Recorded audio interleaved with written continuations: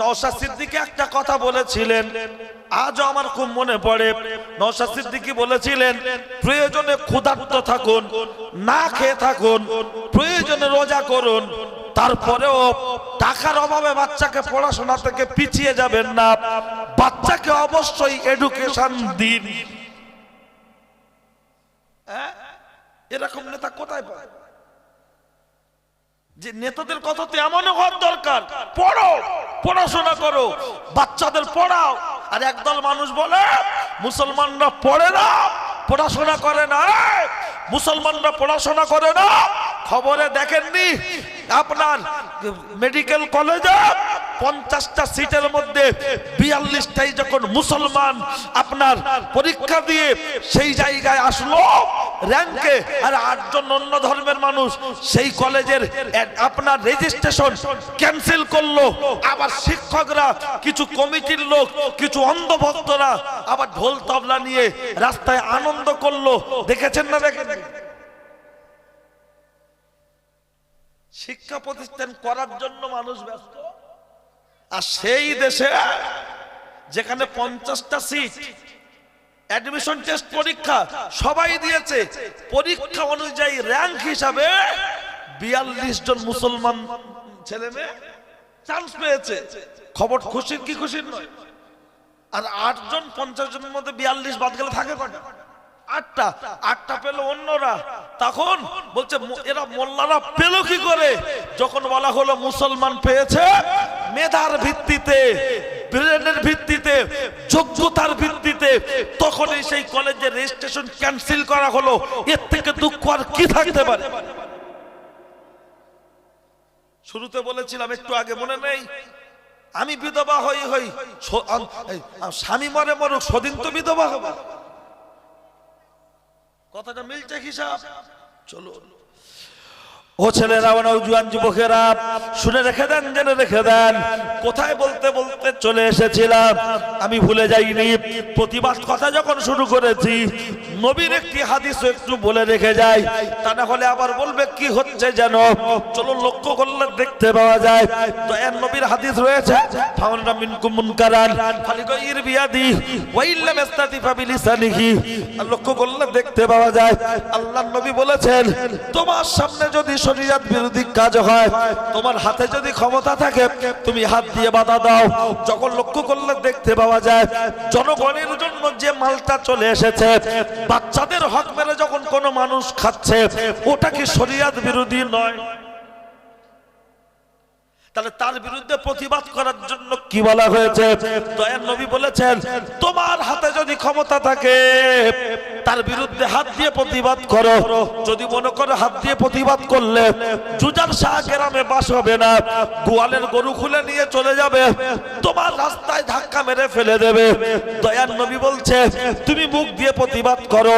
যদি মনে করো মুখ দিয়ে প্রতিবাদ করলে তোমাকে রাস্তায় অ্যাটাক করতে পারে, তোমার উপরে জুলুম করতে পারে, অত্যাচার করতে পারে, দয়ার নবী বলছে তোমাকে মুখ দিয়ে প্রতিবাদ করতে হবে না, তুমি অন্তর থেকে ঘৃণা করো। ওয়াজালিকা দাফুল ঈমান, এটাই হলো দুর্বল ঈমানের পরিচয়। আমরা তিনটের 1 নম্বর না পারি, 2 নম্বর না পারি, অন্তত 3 নম্বরটা তো অন্তর থেকে ঘৃণা করে সরে আসতে পারি না? পারি। ঈমানের তো 3টে ক্লাস, ফার্স্ট, সেকেন্ড, কোন গাড়ি 4টে, কোন গাড়ির 5টা, আর ঈমানের গিয়ার। তা 3টের একটা তো আপনাকে আমাকে আমল করতে হবে। তাও শেষ গিয়ার যেটা, সেটা হলো ঈমানের দুর্বল। এটাই পরিচয় যে ঈমান আছে কিন্তু দুর্বল। আর যদি 3টের কোনোটাই না থাকে, তাহলে রাসূলুল্লাহর এই হাদিস অনুযায়ী ঈমান আছে বলে মনে হবে। কি করব? ভাববো না, বলবো না? ও ছেলেরা, নওজোয়ান যুবকেরা, এই হাদিসটি গুনিয়াতুত তালেবিন কিতাবে বড় পীর সাহেব হুজুর কেবলা এই হাদিসটি উল্লেখ করে নকল করে বলেছেন, নকল করে বলেছেন। কি বলেছেন? গুনিয়াতুত তালেবিন কিতাবে বলা হয়েছে, বড় পীর সাহেব হুজুর লিখেছেন, এই হাত দিয়ে প্রতিবাদ, মুখ দিয়ে প্রতিবাদ, লক্ষ্য করলে দেখতে পাওয়া যায় হাত দিয়ে প্রতিবাদ করবে, লক্ষ্য করলে দেখতে পাওয়া যায় হেড অফ দি ডিপার্টমেন্ট হবে যারা। আমি মনে করলাম আমি রাজ্যের বিরুদ্ধে প্রতিবাদ করতে পারবো না, আমি জেলার বিরুদ্ধে প্রতিবাদ করতে পারবো না, আমি ব্লকের বিরুদ্ধে প্রতিবাদ করতে পারবো না, অঞ্চলের বিরুদ্ধে প্রতিবাদ করতে পারবো না। কিন্তু না না না না না না, আমি আমার বাড়ির ভিতরে, আমি তো আমার বাড়ির প্রধান, অর্থাৎ আমি যখন বাড়ির বড় ছেলে, আমি যখন অভিভাবক, আমি যখন গার্জেন, আমার বাড়ি যে অন্যায়টা হচ্ছে তার বিরুদ্ধে কি আমি প্রতিবাদ করতে পারি না? করছি। ও ছেলেরা, ও নওজোয়ান যুবকেরা, শুনে রেখে দেন, জেনে রেখে দেন, আমি আপনার মাঝে কথা বলতে বলতে আর ওদিকে বাড়িয়ে চলে যাব না, কিন্তু শুধু এতটুকু বলে রেখে দিই, হাতে না ধরে পা দুখানা জড়িয়ে ধরে বলছি, যদি জীবনে বেঁচে থাকতে হয় বিড়ালের মতো 500 বছর বেঁচে থাকার দরকার নাই, সিংহের মতো গর্জন করে একদিন বাঁচুন, 1 মাস বাঁচুন, একটা সপ্তাহ বাঁচুন, কিন্তু যেখানে আমি মরবো আমার রক্ত যেন সেখানেই কথা বলে। আমি জানি না হায়াত মউত কখন কি আছে, তবে বক্তব্য যেভাবে চলছে হয়তো কখনো অ্যাটাক হতে পারে না। আমি অন্য কিছু চাই না। যদি কখনো জীবনে এমন কিছু শোনেন, অন্তত আমার কবরের জন্য একটু হাত তুলে দোয়া চাইতে পারেন কি পারেন না, এইটুকু। কারণ অন্যায়ের কাছে মাথা নত নয়, মাথা নত নয়। কারণ কিছু মোল্লা মৌলবী বিক্রি হতে পারে, কিছু মোল্লা মৌলবী বিক্রি হতে পারে, বড় জামা দেখে সবকিছু ভুলে যাবে না না না। কারণ দেখবেন গাছ আর কুড়ুল দুজন ঝগড়া করছে, কুড়ুল বলছে কেটে ফেলবো, গাছ বলছে পারবি না। কুড়ুল বলছে কেটে ফেলবো, গাছ বলছে পারবি না। কুড়ুল বলছে পারবি, যদি আমার জাত ভাইকে নিয়ে তোর বাঁট বানাতে পারিস তাহলে তুই আমাকে কাটতে পারবি।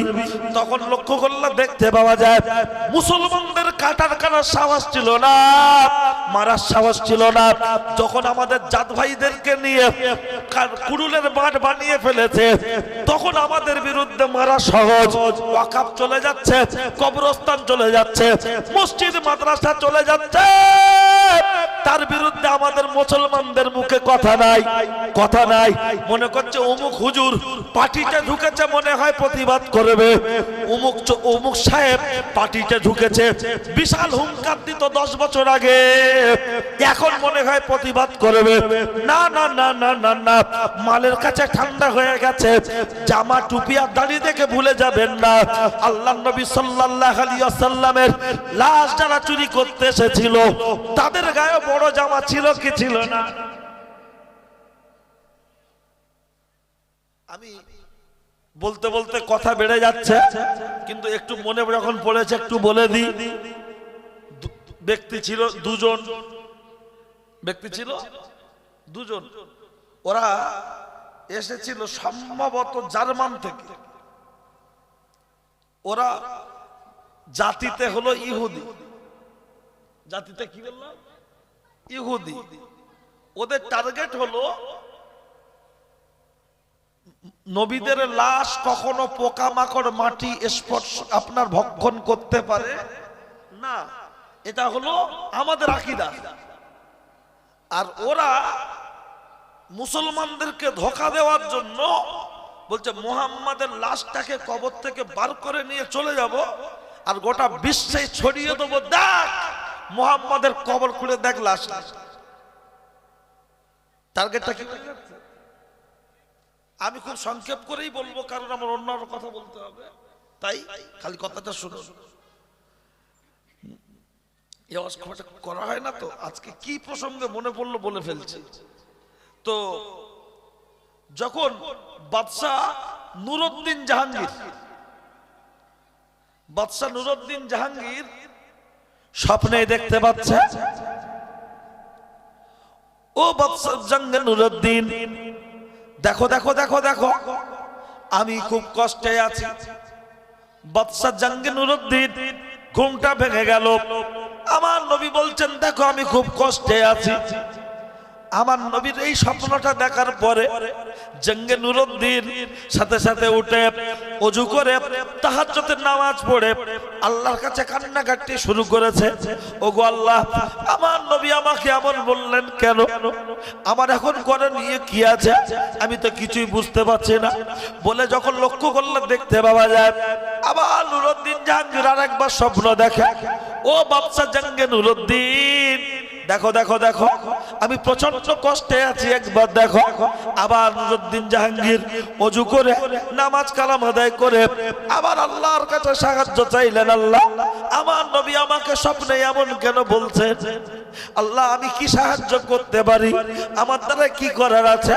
আবার তৃতীয় দিনের মাথায় আবার স্বপ্নে দেখতে পাচ্ছে ও জঙ্গে নুরুদ্দিন, দেখো দেখো দেখো দেখো, এই দুটো মানুষ আমাকে খুব ডিস্টার্ব করছে, আমাকে খুব ডিস্টার্ব করছে, আমার পিছনে চক্রান্ত করছে। একটা বার দেখো দেখো দেখো দেখো, এদের বিরুদ্ধে তোমরা একটু ব্যবস্থা নাও, ব্যবস্থা নাও। বাদশা নুরুদ্দিন জঙ্গে নুরুদ্দিনকে স্বপ্নেই দেখিয়ে দেয়া হলো, ওই মানুষ দুটো দেখিয়ে দেয়া হলো।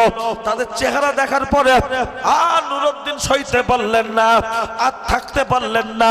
সঙ্গে সাথে নিয়ে যখন পৌঁছে গেলেন মদিনা শরীফে, মদিনা শরীফে পৌঁছে যাওয়ার পরে চারিদিকে সব ব্যারিকেড করে দেয়া হলো আর বলে দেয়া হলো, বলে দাও বলে দাও বলে দাও, মদিনা শরীফ থেকে কোনো মানুষ এখান থেকে বেরিয়ে যেতে পারবে না, এখান থেকে বেরিয়ে যেতে পারবে না। নতুন করে মানুষ ঢুকতে পারবে, কিন্তু ভিতর থেকে কাউকে বেরোতে দেয়া হবে না, হবে না। তাহলে কি করা যাবে? বলছে তদন্ত করতে হবে।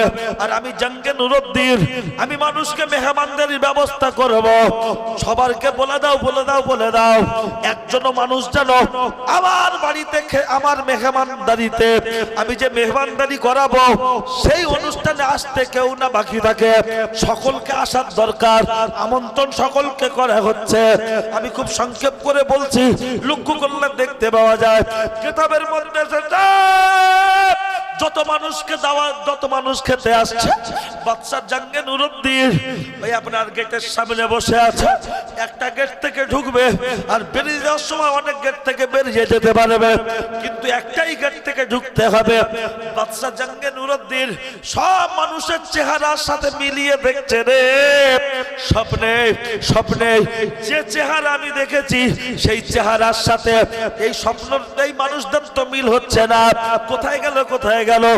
যখন হাজার হাজার মানুষের খাওয়া দাওয়া কমপ্লিট হয়ে গেল, বললো আর কারোর খেতে বাকি নাই।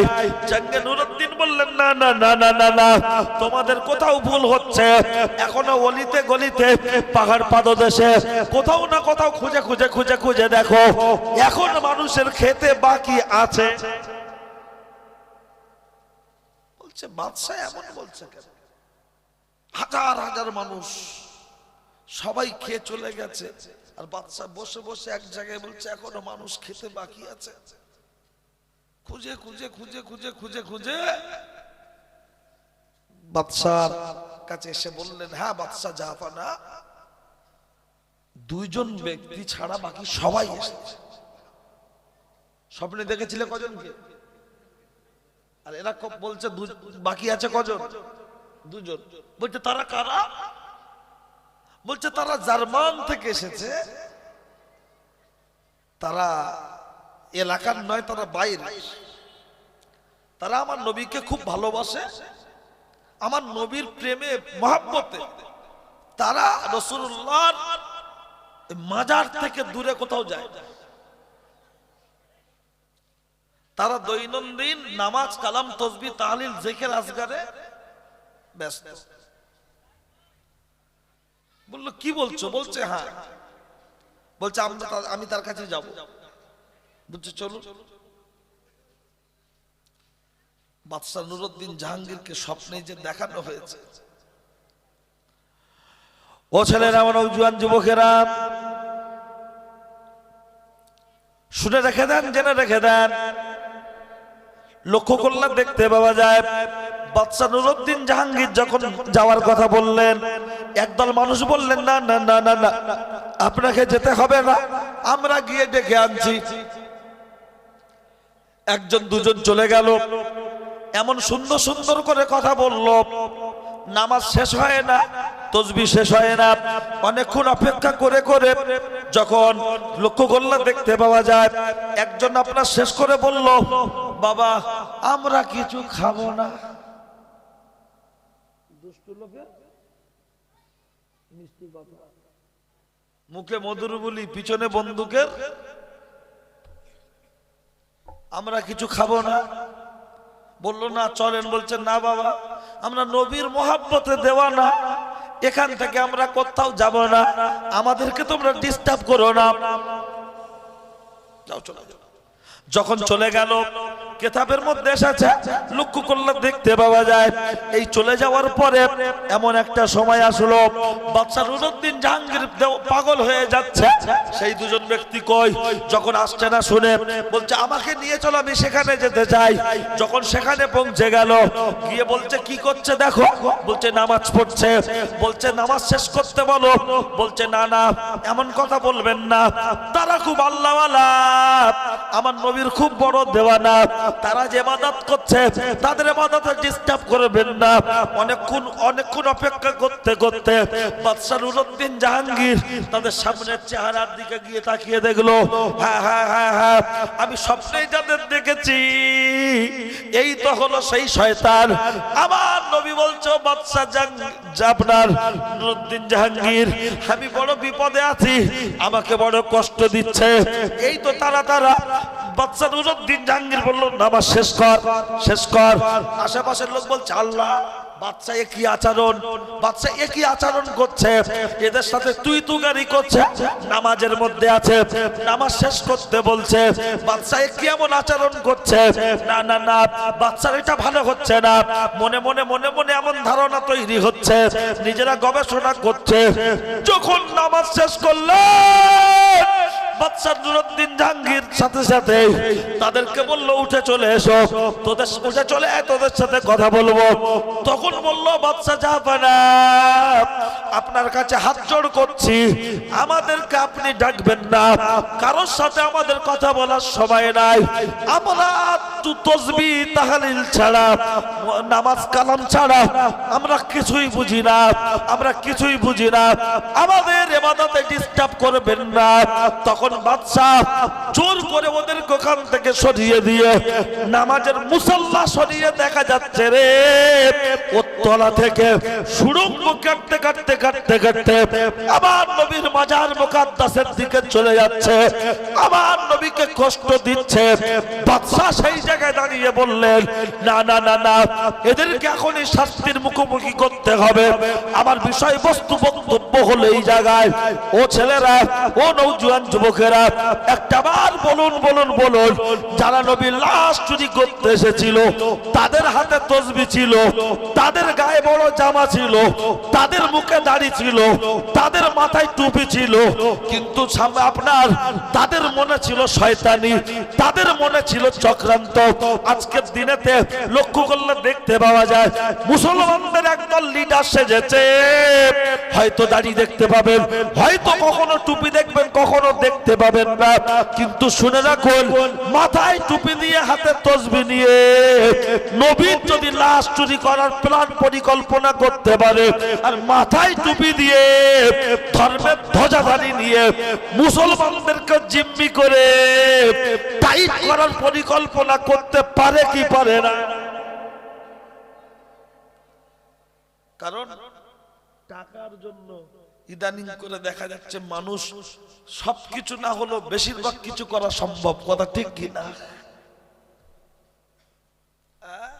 কথা বলতে বলতে অনেক কথাই বাড়ছে, দুঃখ পেলেও কিছু করার নেই। যার গায়ে লাগবে সে চিন্তা করুক যে আমার ইচ্ছা করে লাগিয়ে দিল না আমি সত্যিকারের এই দোষের মধ্যে আছি। মিথ্যার কাছে মাথা নত করবেন না, শির জানা সোজা রাখবেন। চলুন উপস্থিত জনমণ্ডলী, আমি আপনার মাঝে যে কথা বলতে বলতে এ পর্যন্ত এসেছি। মনে পড়ে সেই সোনা গহনা টাকা পয়সা ফিরিয়ে দিচ্ছে গ্রামের মানুষের, মনে আছে? ফাঁসির আসামি, তাই তো? কি আপনাদের অসুবিধা লাগছে নাকি? ঠিক আছেন তো? তাহলে আরেকবার তাকবীর হবে সবাই মিলে, কারণ আজকে দিনের বেলা গরম ছিল, এখন একটু ঠান্ডা ঠান্ডা কুয়াশা কুয়াশা মতো লাগছে না? লাগছে না? সবাই মিলে যে তাকবীর দেবো, আল্লাহ খুশি হবে। আমরা মানুষ চালাক, শয়তান আমাদের থেকে পালাক, আর আমরা হব চাঙ্গা। ভারতবর্ষ তথা পশ্চিম বাংলায় লাগবে না কোনো দাঙ্গা। কবি বলেছেন, এক বৃন্তে দুটি কুসুম, হিন্দু মুসলমান, মুসলিম তার নয়নমণি, হিন্দু তার প্রাণ। আমরা যেমন মিলেমিশে ছিলাম, আছি, আগামীতেও থাকবো, বলুন ইনশাআল্লাহ।